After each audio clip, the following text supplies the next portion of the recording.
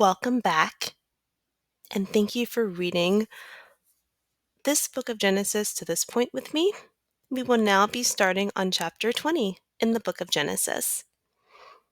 And Abraham journeyed from thence toward the south country, and dwelt between Kadesh and Shur, and sojourned in Gerar. And Abraham said of Sarah his wife, She is my sister. And Abimelech, king of Gerar, sent and took Sarah. But God came to Abimelech in a dream by night, and said to him, Behold, thou art but a dead man, for the woman which thou hadst taken, for she is a man's wife. But Abimelech had not come near her, and he said, Lord, wilt thou slay also a righteous nation? Said he not unto me, She is my sister? And she, even she herself, said, He is my brother. In the integrity of my heart and innocency of my hands have I done this. And God said unto him in a dream, Yea, I know that thou didst this in the integrity of thy heart, for I also withheld thee from sinning against me. Therefore suffered I thee not to touch her.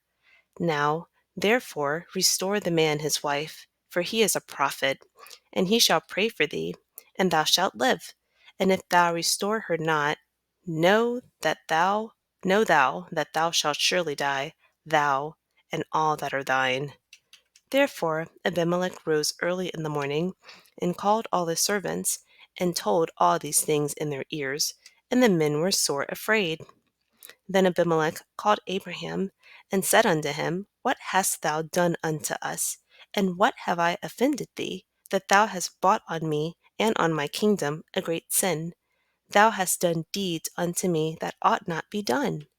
And Abimelech said unto Abraham, What sawest thou, that thou hast done this thing? And Abraham said, Because I thought surely the fear of God is not in this place, and they will slay me for my wife's sake. And yet, indeed, she is my sister. She is the daughter of my father, but not the daughter of my mother. And she became my wife. And it came to pass, when God caused me to wander from my father's house, that I said unto her, This is thy kindness which thou shalt shew unto me. At every place whither we shall come, say of me, He is my brother. And Abimelech took sheep, and oxen, and men servants, and women servants, and gave them unto Abraham, and restored him Sarah his wife. And Abimelech said, Behold, my land is before thee, dwell where it pleaseth thee. And unto Sarah he said, Behold, I have given thy brother 1,000 pieces of silver. Behold, he is to thee a covering of the eyes, unto all that are with thee, and with all other. Thus she was reproved. Thus she was reproved. So Abraham prayed unto God, and God healed Abimelech, and his wife, and his maidservants, and they bare children. For the Lord had fast closed up all the wombs of the house of Abimelech, because of Sarah, Abram's wife.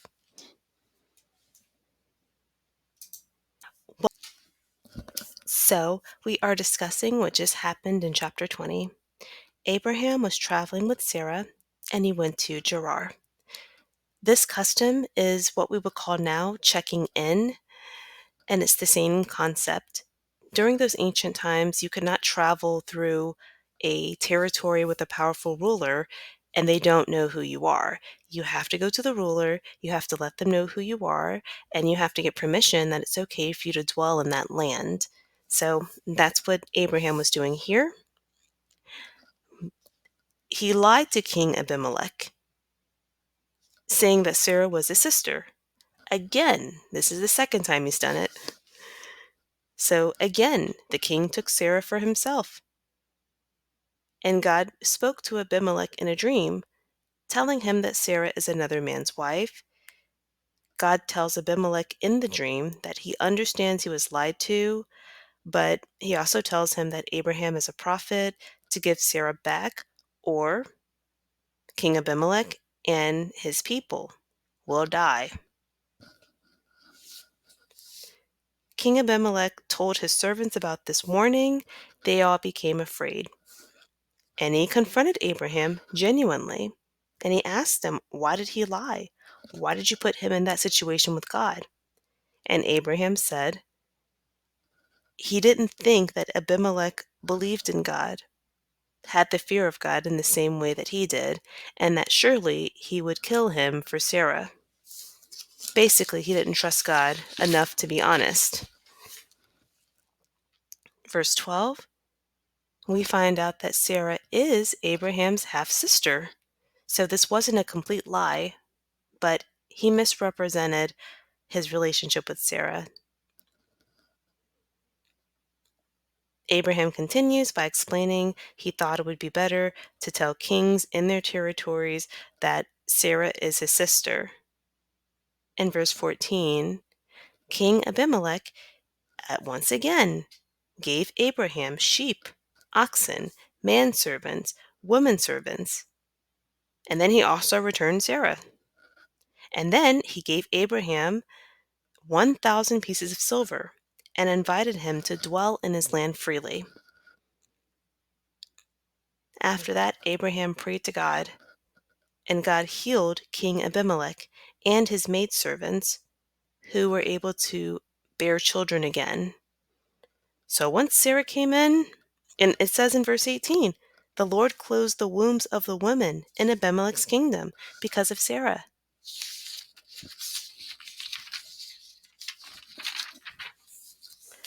So here's some additional points that I'd like to make about chapter 20.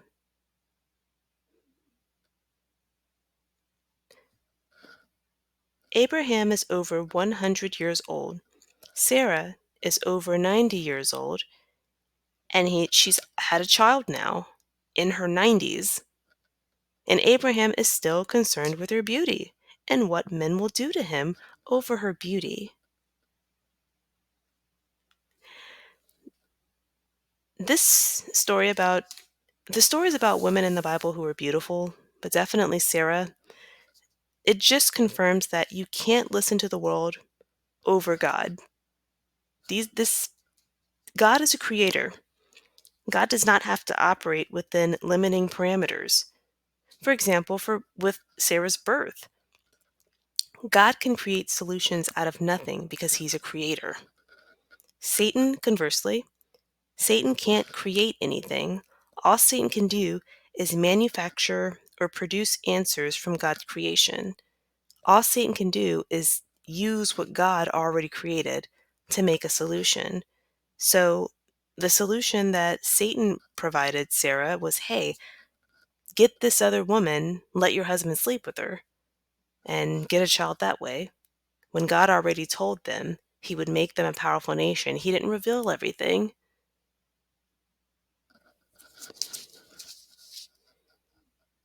God creates solutions.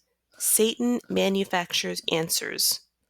Satan can answer a question, but he doesn't have a solution the same way God does. God blessed Sarah's own womb to conceive.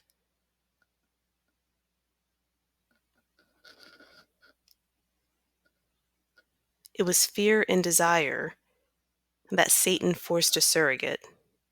Not saying that having a surrogate is evil or anything like that.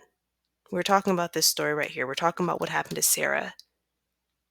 Sarah didn't need a surrogate. Sarah needed to listen to God. And God blessed her at 90 to carry her own child. At 90, in her 90s, because she's over 90 now. Abraham is so concerned with her beauty. But you listen to this world, you listen to this social media. They will have you thinking 25, 30 is it for you as a woman.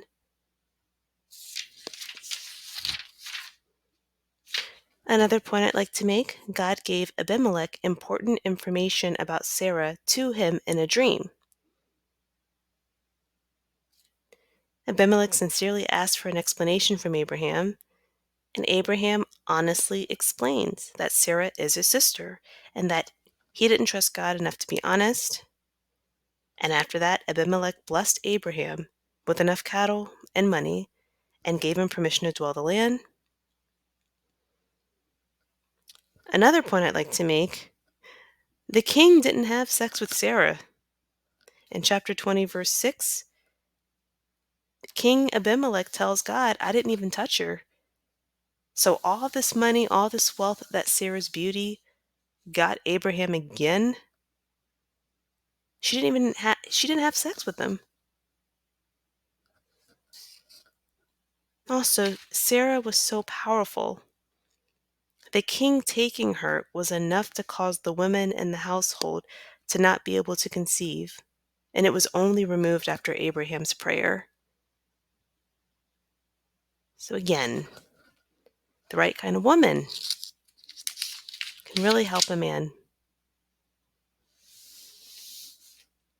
I really do appreciate this story about Sarah, because being a woman in her mid-30s who has not had a child yet, that's me. I'm 34. I haven't had a child yet.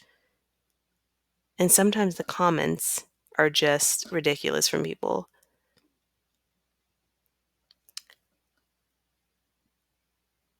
But that's not what we're here to talk about. Everything needs to be pointing back to the Lord. I'm very thankful that you watched this video. We will be discussing chapter 21 next. Have a good one.